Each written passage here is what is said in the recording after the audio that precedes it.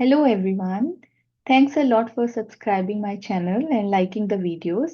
One more request, please leave a comment after watching the videos.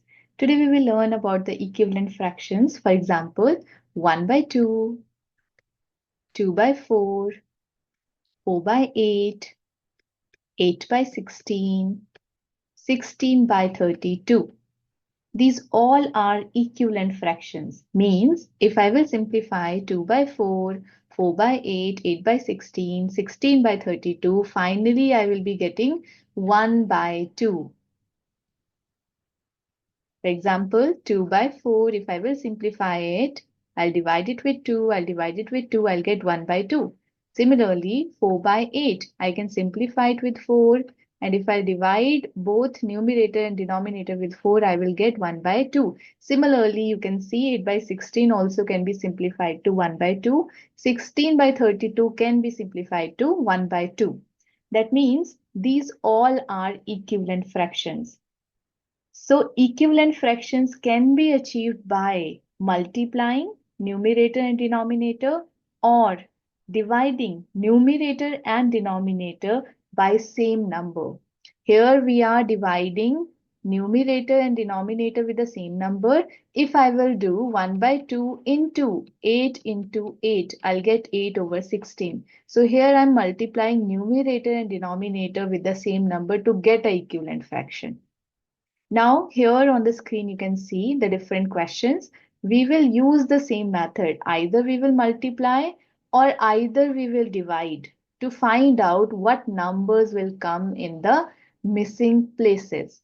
So in your part A, if you will see, we have 88 on this side. So 88, if I will divide with 11, what I will get? I will get equals to 8. Similarly, I have to divide 55 with 11 and I will get here 5.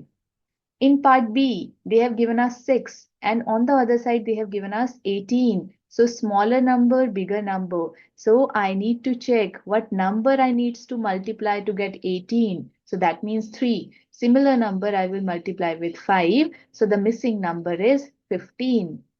Now let's go with the next question. It's small number 3. Here we have a bigger number 18. So we need to multiply here with 6. Similarly, I will multiply here with 6. So what number I'll get here? 12.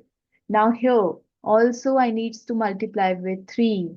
And here I will multiply with 3. What is the missing number? 21. If I will multiply 3 with 5, I will get equals to 15. Then I will multiply 8 with 5 and I will get here 40. Similarly, in the next question, now it's a bigger number and here we have a smaller number. So bigger number needs to divide with some number to get 8. So that is 2. If I will divide 16 with 2, I will get it equals to 8. That means 12 also we need to divide with 2 and we will get it equals to 6.